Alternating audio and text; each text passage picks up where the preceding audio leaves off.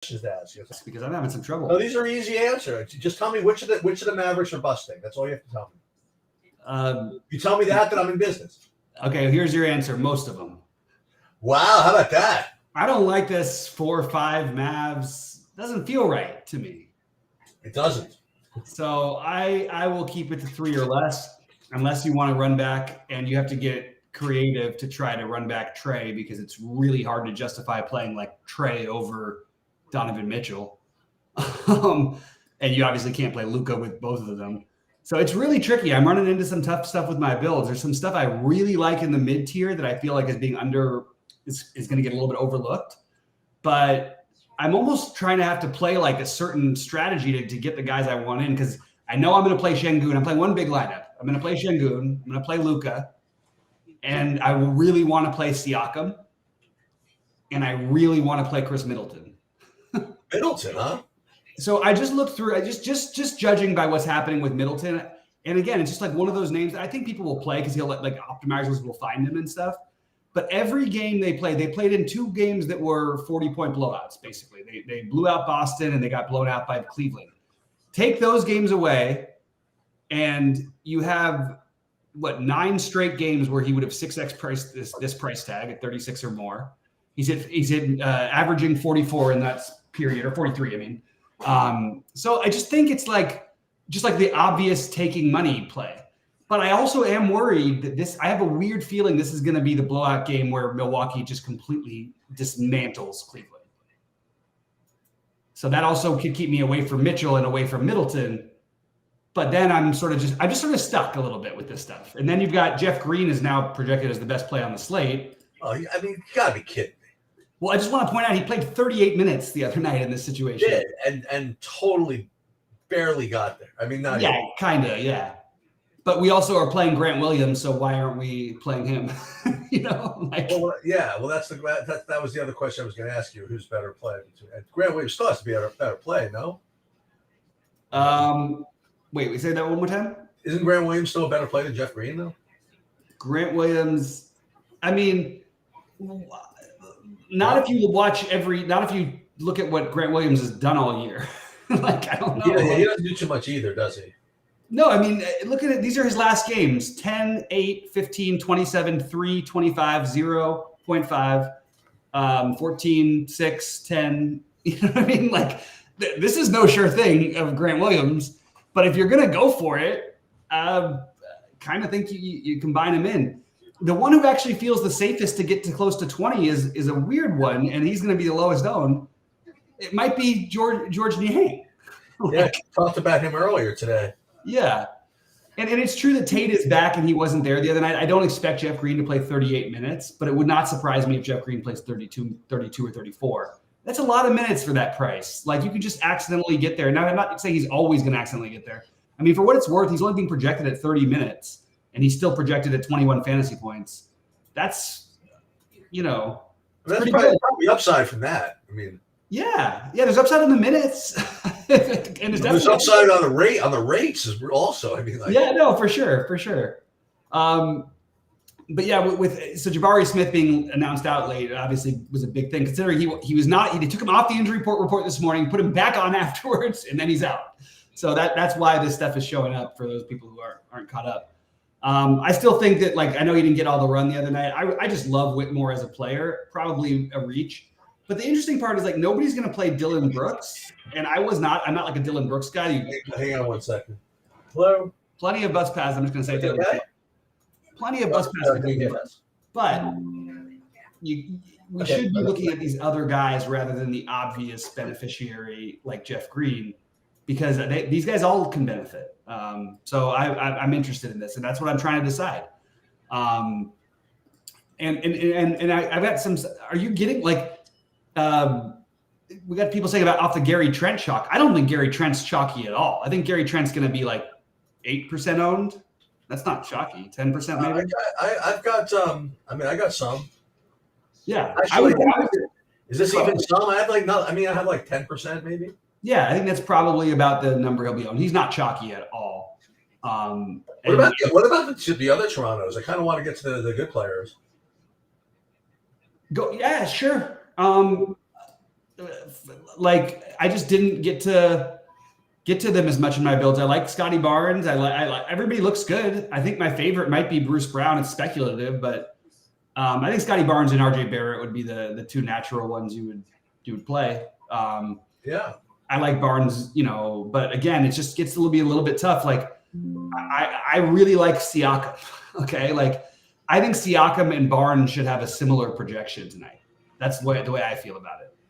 And Siakam is 1,000 cheaper than Barnes is. Now Barnes is going to get there maybe more often or whatever, or has a higher ceiling, I guess. But we just saw Siakam really take the reins, and he was their point guard the other night, basically, and they beat the hell out of Philly last night. And he put up a triple-double. He had 61 fantasy points. So I really want to play him. That's why I'm not getting to Toronto, because I'm playing Şengün and I'm playing Luka. So it leaves you with a sort of a narrow window of where else to go. Jolly asking, is Terrence Mann a good value play? No. Terrence Mann is just a wild card play that you really don't know what you're going to get night in, night out. He's had 23 games in a row, so you could say that for him.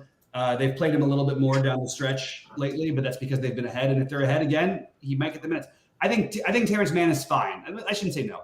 I think he's fine. I am not getting too much of Terrence Mann. But yeah, I don't think I can play him tonight. Yeah, I think it's a similar thing. It's just, again, worse positions to have because he's point guard, shooting guard.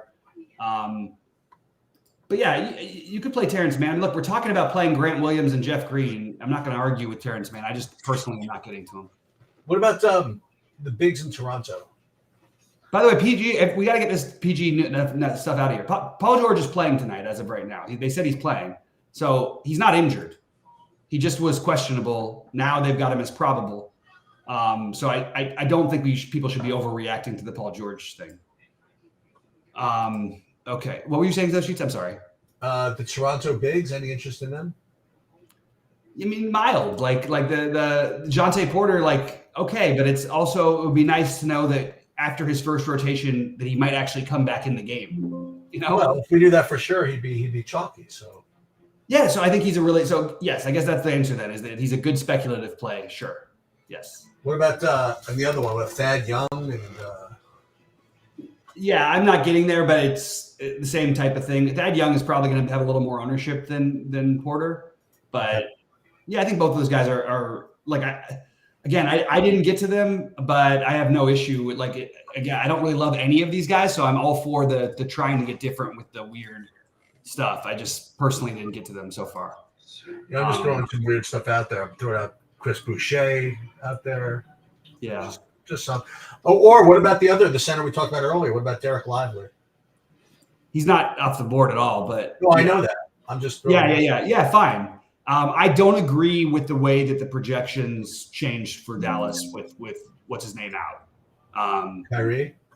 I just completely disagree with it, and it's probably clouding my judgment a little bit. Why? Well, what's your comment on that? Kyrie didn't play the other night. This is not an unusual situation. Luka was out before that, and Kyrie was out, and these guys are being projected better than they were then, or being played more than they were then. It just doesn't make sense to me. It is a great matchup. That's what they have going for them. And I like Lively. When I see that he's going to be, he's going to end up 35% owned or whatever. I don't think he'll really end up that. He'll probably end up like 20% owned. Oh, yeah. His projection dropped again. This is great. See, look, apparently SaberSim agrees with me because they dropped him from 27 down to 21. That seems more reasonable to me based on his recent performance. But yeah, I mean, remember, Exum just came back also, and his minutes are going to be limited, but he's still going to play.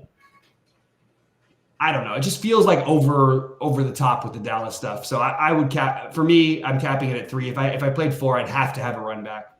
And none of these guys are good fantasy producers, and it's really hard to be a good fantasy producer alongside Luka. I do like Hardaway for what it's worth. It's a really good matchup for him. But I also think he might even be a little bit over projected. Although I'm kind of confused.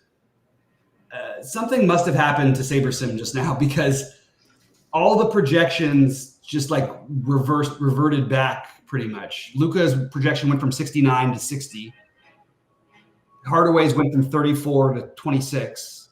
I don't really understand what's happening with the SaberSim projections at the moment. I'm just going to have to open a new thing and see if there's an issue because that doesn't really make sense to me. unless somehow my talking about it is what affected it, because that's all the Bobby's team. All the Bobby's team apparently SaberSim is putting a lot of weight on this tonight. Yeah. I wouldn't put a lot of weight on it if I were them. I think that's Luka, THJ, and look, it's okay to play Grant Williams because he's 3,400. That's really all the guys that I would focus on. I don't have a ton of interest in Jones or Lively or Josh Green. Keep in mind that Grant Williams got ejected from the last game, and that's why he only played 11 minutes. But the projection systems are up to date on that. This is weird, though. Are you seeing this on SaberSim? Like, they just changed all of the Dallas projections, like, got went way down. And I cannot figure out why. Yeah, I don't know. All right. I don't really see that. You don't see it? I mean, so they've got Luka at 60, which is ridiculous. They've got Hardaway at 26, which is what he started the day at with Kyrie in. Yeah, fortunately I missed that update. Well, but it was there all day. I mean, if you look at so you've only got Luka at 60? No, I now have Luka at 70.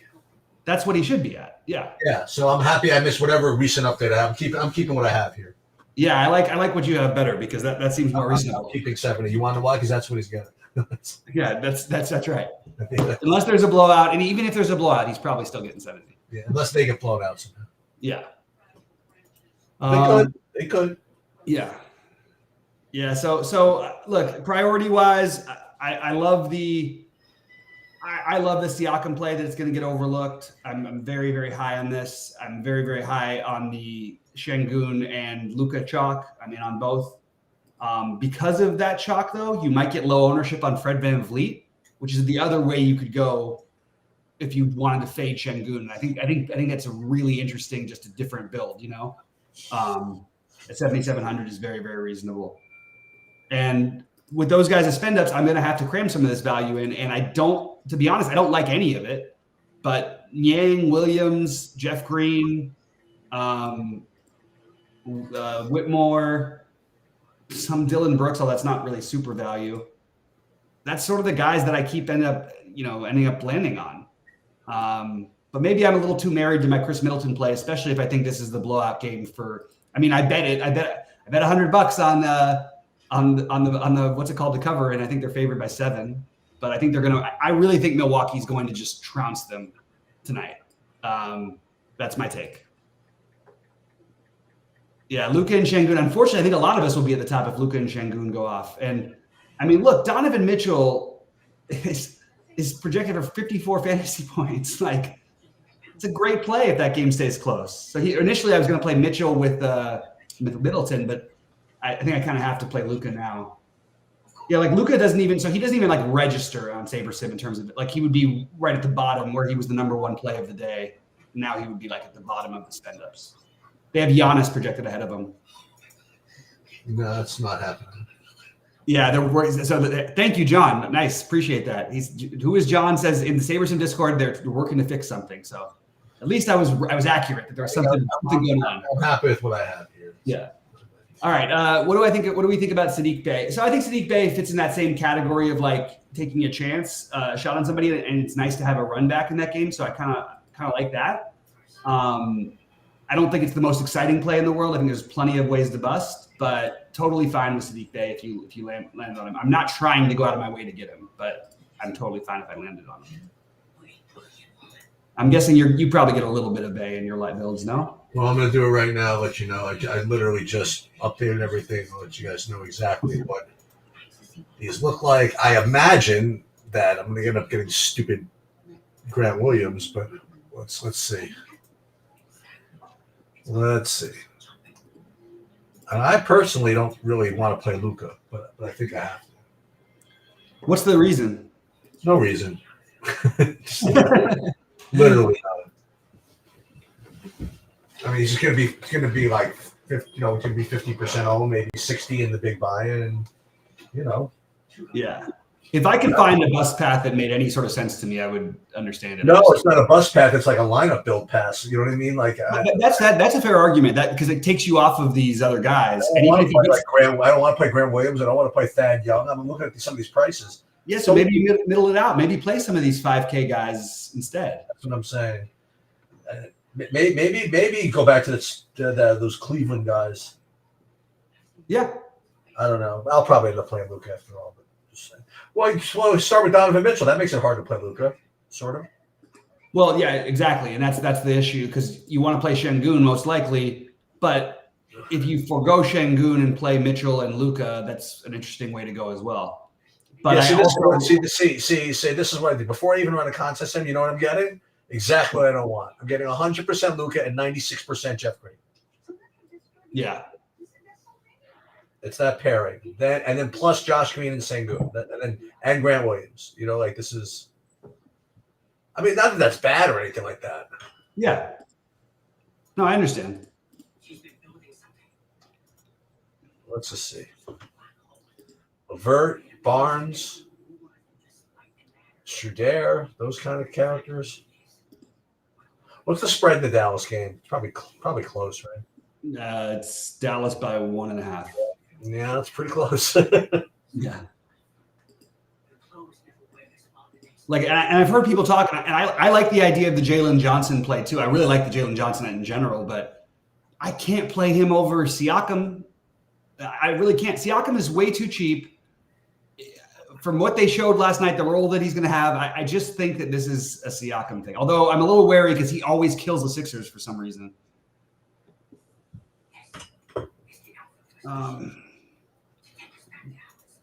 Yeah, I'm with you. That's what I'm saying about the Middleton thing. It's almost like the lineups that would actually make some sense as a cash game build. If you let's just say you just said, forget about Luka and we're only going to do like the middling-ish build. Nobody above 8,600, let's say. And forget about Mitchell.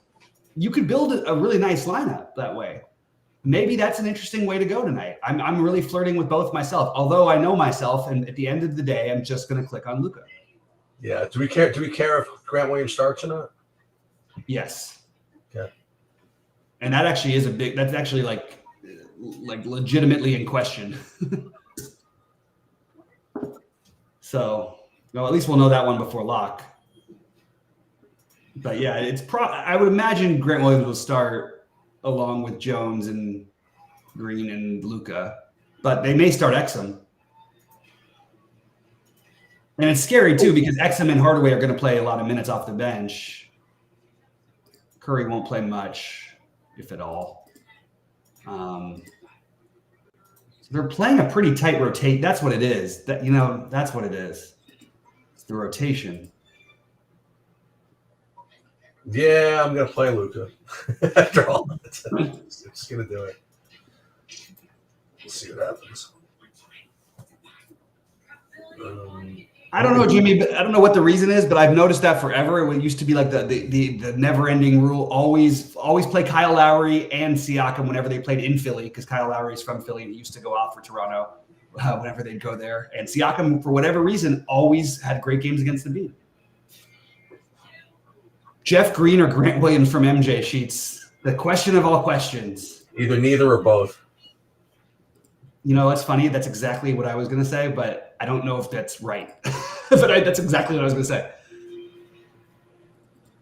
Okay. I got plenty with both. Yeah, I think that I probably end up. You want to play Luka and Giannis? That's what you get. Yeah. Yeah. Aldama is still questionable, I presume, right? Yeah. Yeah, I hear you, Cam. I actually just think it's just a build thing is why they're not getting to Siakam. Like Siakam, I could be wrong. Okay, maybe he doesn't have a night, but the guys I actually feel the best about other than Luka and Şengün are Siakam and Middleton. In terms of like what's his Middleton thing? Just because of his price? He's too cheap. He's absolutely. It's like he gets there every single time, unless there's a 30-point blowout. The problem is, I'm predicting there might be a blowout. How did Dinwiddie do yesterday? He had like 24. He always does, doesn't he? But as who said it in the chat, it was a good pointing out. I did end up with some Caruso. He was good. He had like 38 or something. Oh, you know who I also played? Our old friend Io Desonmu. He was on the court. He had like 30, I think. Yeah. He's 4600. I was waiting to pivot him over to Hachimura if LeBron was out, but it didn't happen. So Scott's asking if he's crazy for playing Luka over Giannis over Luka tonight for the ownership discount. Okay, so first of all, I love Scott for just saying ownership discount because I've never heard anybody but myself say that before, and I love when people say it.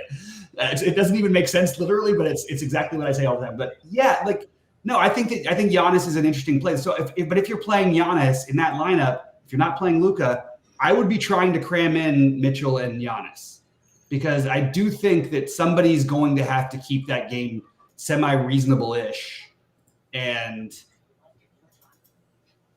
maybe you play Levert, maybe you play Max Struss. What's so good about Milwaukee? What's that spread even? So it's more just betting on the what's it called? So this is the third time they've played. It's only a 6-point spread, a 5.5 point spread. Okay. Cleveland's been really good. Don't get me wrong, but let me just throw out my case. So they Cleveland beat Milwaukee the other day by 48 or something. Then they had a closer game, but I was watching that game and it literally was only close because end of shot clock, guys hitting threes. Milwaukee looked like they could have been up like 20 the whole game in the first half and just stayed close enough. It's a gut feel. I don't have a great justification for it, but I do think at some point with the Cavs' current roster, they're going to tire out a little bit. At least that's what I'm trying to talk myself into something. Yeah, I think Mitchell's going to be. I like Mitchell there.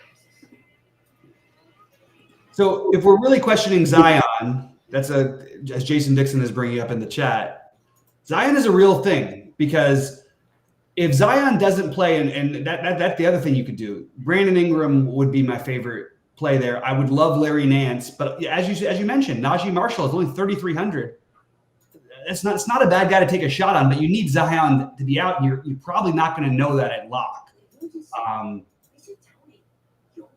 If it's a different slate, I would just say play Ingram no matter what anyway, but I don't know.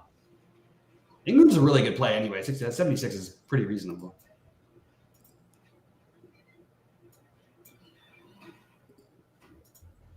Murphy seems really cheap if Zion misses too. Yeah. The problem is it gets to be too many guys with New Orleans, so it's hard to know who's going to get the minutes. Like we saw Najee Marshall only get like 18. He put up like 30, but he only played like 18 minutes one of those games where I think he even started for Zion a few weeks back. Also, Larry Nance being in the mix again is not going to help him out any. And not going to help Najee Marshall. And Trey Murphy is just always a good tournament dart anyway. If somehow he was like starting, he might be an awesome play. I don't know who they would start if Zion is out. By the way, over the last what is it? No, it's the last 100 games of basketball. Guess which player, and I'll tell you this, he's a guy, he's over a 9K guy. But guess which player has played the most games in the last 100? You mean the missed the least amount of games, you mean? Yeah. I don't know. It's Anthony Davis. It's amazing, isn't it? Isn't that wild? Literally amazing. I almost don't believe it. It's nuts. He's only missed like 3. It's like 97 out of 100. All right. That's pretty brutal. They're interviewing Michael Kim after he just went bogey, double bogey. And they're walking down the course with him. So that's got to be a weird feeling. Like a troll almost? He had like a chance to win the tournament a minute ago. Now he's like 7 back. Yeah, none of my guys have a chance to win the tournament. I think everybody has a chance to win this tournament because they're going to play on the North Course tomorrow and nobody's separated. They're all bunched up other than the top guys. You sure they don't want to play the South Course both days? I thought they played the North Course on the second day, but I don't think so. Oh, that's just a fun free-for-all on day 2? Yeah. Day 1 and 2? I think that's it. I think you're probably right. That's what I was thinking, Kobe. Guys, please, while you're in there, click the like button and all that stuff. I'll just reiterate because I'm probably going to be out of here in a little bit. I am going to force in Siakam, Şengün, and Luka as my spend ups. which means I will have to play some combination of Jeff Green, Grant Williams, George Niang. Jolly brought up the man play. I don't think I'm getting there, but I understand it. Maybe one way to speculate is play Larry Nance. That if you think Zion is legitimately questionable. He's a game time decision, and that's an 8 Eastern game. Maybe playing Larry Nance is not a bad idea anyway. So maybe just play Larry Nance, who could also see a boost if Zion's out. You know what I got to do? So there's the. Have you seen the Everything All at Once from last year? Yes.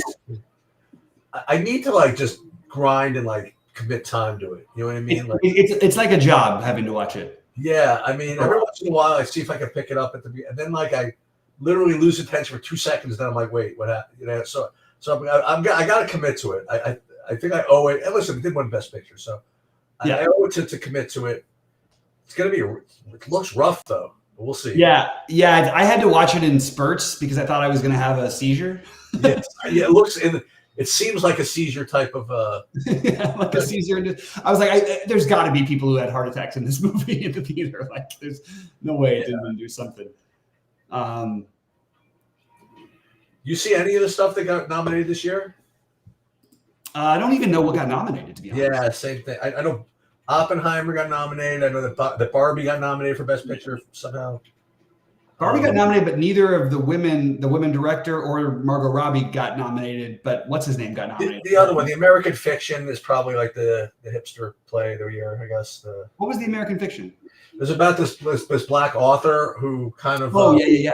Yeah. That looks good. I wanted to see that. Yeah, it looks clever. I don't know how. It seems kind of not one jokey, but it seems like whatever. I'd like it if I didn't see the movie, whatever, but I would like it. I'll put it this way: I would like it if Paul Giamatti won and deserved winning. You know what I mean? I like the guys because he's a really really good actor. I just don't like when they give it to people just because they haven't won it yet. You know what I mean? I like them to earn it too. So I obviously I didn't see the movie, but I hope that he wins and deserves it. But I didn't realize he had nominated for something else. He was nominated for Cinderella Man. That I never saw that one either. He's a really good actor, and he's also a good he's apparently a really good guy. Everybody in Hollywood. Yeah. I mean, I thought Sideways was just great. I still have his father's baseball card from when he was commissioner for the briefest commissioner of all time. Yeah, but it's a valuable card too. It's worth a few $1,000s. And the other ones I didn't really see it. And I looked at the kind of the previews of them. None of them really made me want to just run out and see them. So I don't know. Yeah. Did you? I could probably do without Oppenheimer for one of the truth. I'm super in on Oppenheimer, but I started watching. I was so into it. I need to have the full experience. Yeah.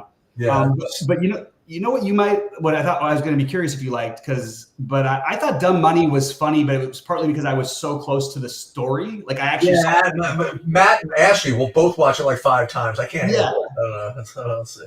Somebody made a joke. It's like the millennials version of The Big Short or whatever. Big Short was fucking legendary. The Big Short is the greatest movie ever. I mean, The Big Short is so good. It's so good. I just watched it with my son because he hadn't seen it yet before, and he was worried he wouldn't understand. It's so.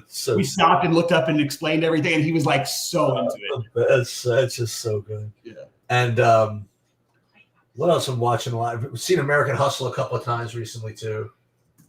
That's a great movie. Yeah. Some good stuff. Yeah.